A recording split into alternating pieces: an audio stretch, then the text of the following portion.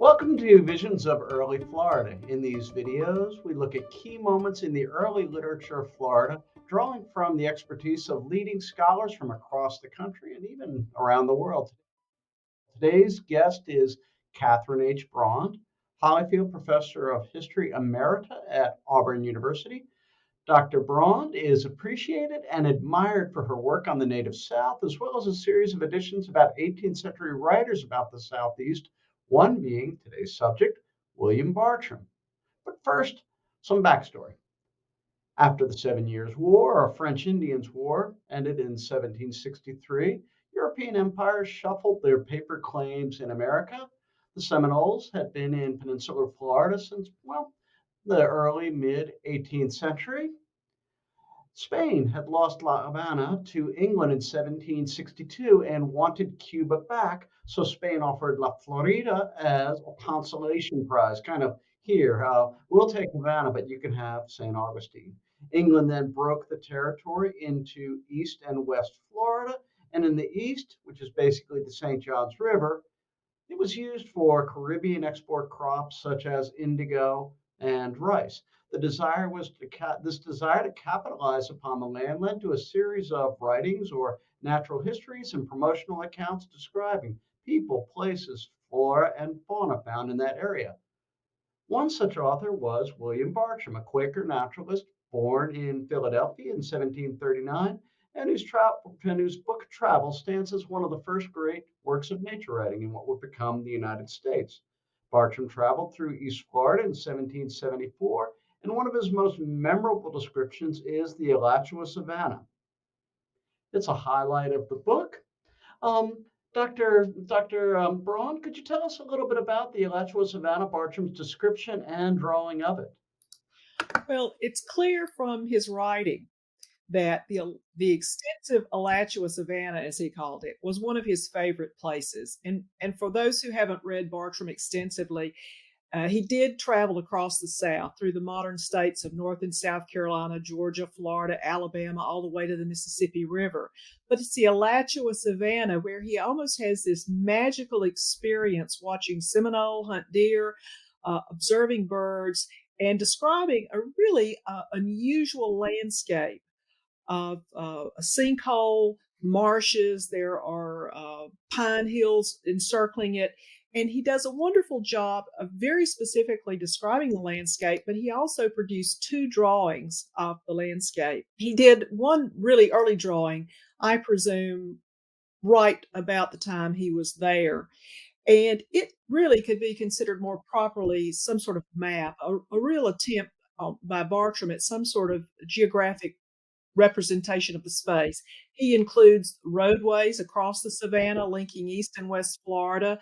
He has the location of an important Seminole town. He shows where an abandoned deerskin trader's store was.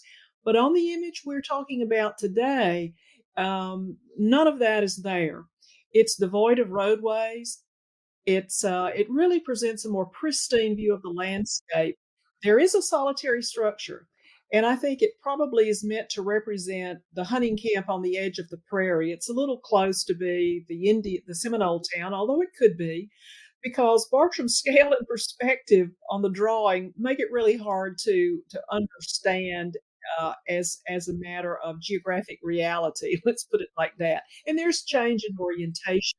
So the first thing that always strikes me about Bartram's work of art, and that's what it is are the birds. There are birds in flight, birds walking around. There's a bird featured by the big palm, and there are horses and deer and other animals. Uh, but the birds catch one's eye, and those birds and animals point to a landscape untamed by mankind, we might say. And even though the Bartram and his party are visiting there to capture horses, wild horses, and to kill deer, that those are really the only things of economic value.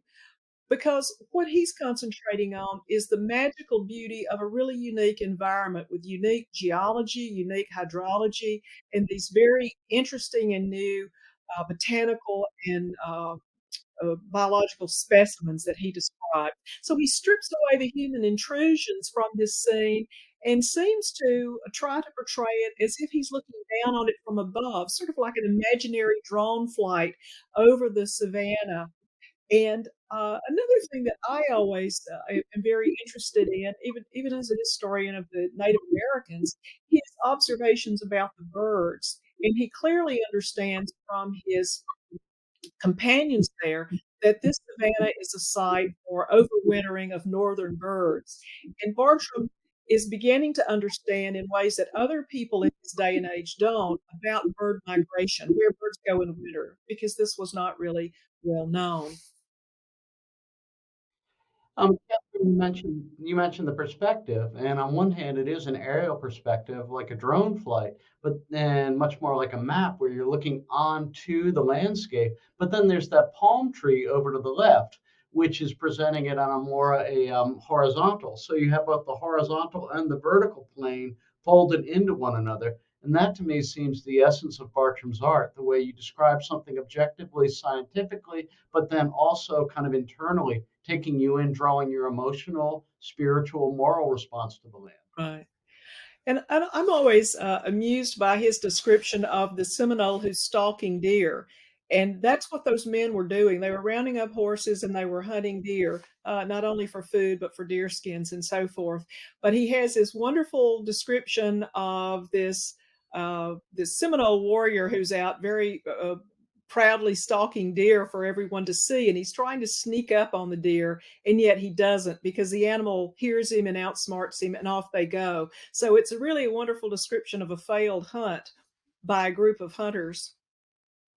And Bartram, one of the things that he's doing is presenting the natural world on the same plane as human beings in a time in which there were hierarchies, racial hierarchies, but also hierarchies of humankind and then nature. And I think Bartram is unique for his time in that he really saw the two on the same level. For him, his Quaker beliefs led him to see all nature basically as having rights, as being an object of wonder, as being something we should care for. Well, Dr. Braun, thank you very much for your insights. If you'd like to learn more about William Bartram, you can go to the Bartram Trail Conference website. But also, please stay tuned for more videos about early Florida. Thank you for joining us, Dr. Braun. Thank you for having me, Tom.